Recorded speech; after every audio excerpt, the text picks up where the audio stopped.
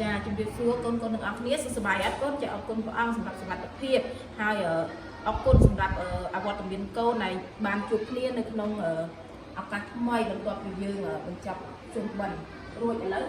ទាំងអស់គ្នាយើងជួបជាមួយអ្នកគ្រូនៅថ្នាក់ទី4មេរៀនទី10ចាសមាគមវិញ្ញាណភ័ណ្ឌចាអញ្ចឹងថ្ងៃនេះអ្នកគ្រូមានពាក្យ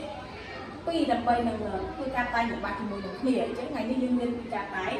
វិបត្តិអញ្ចឹងចំណុចកផ្លៃថ្នោផ្លៃថ្នោចំណុចខគឺពាក្យពោលអញ្ចឹងថ្ងៃនេះយើងនឹងរៀនពីការតែងវិបត្តិដែលអ្នកគ្រូជ្រើសយកពាក្យដែលជាគុណវិទ្យាមកតែងវិបត្តិតោះឥឡូវយើងមើលវិបត្តិរបស់អ្នកគ្រូទាំងអស់គ្នាចាគ្រួសារបូណាមានភាពថ្លៃថ្នូរចាអញ្ចឹងការតែងវិបត្តិគឺត្រូវមានអីគេមានប្រធានជាមុនចាអញ្ចឹងប្រធានជាអីអញ្ចឹងគ្រួសារបូណាគ្រួសារនេះរបស់បូណានឹងមានភាពថ្លៃថ្នូរអញ្ចឹងភាពថ្លៃថ្នូរនោះគឺដូចថាគ្រួសាររបស់គាត់គឺអត់មានការតបតពេលដែលមានចំនួនអីគឺគាត់អត់មានការតបតឬក៏ជេរប្រមាថទៅអ្នកដែលចង់ឆ្លោះជាមួយនឹងគាត់ទេអ្នកដែលមានបញ្ហាមួយគាត់នោះគឺគាត់អត់ចេះតបតជាមួយនឹងណាគឺគាត់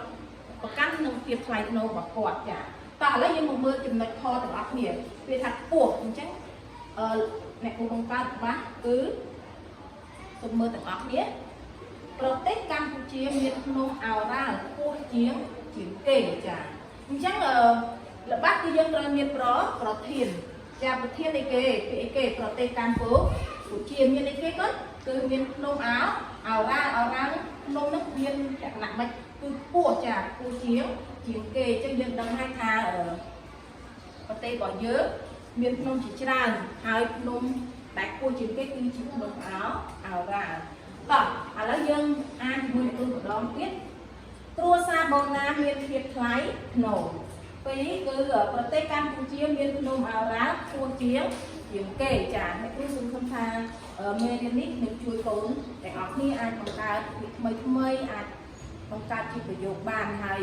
មេរៀននេះគឺចាប់តែបណ្ដឹងហើយគ្រូសង្ឃឹមថាកូនអាចទៅបង្កើតពាក្យថ្មីបើមានចម្ងល់អាចសួរអ្នកគ្រូបាននៅពេលក្រោយចាសូមអរគុណច្រើនសូមជម្រាបលា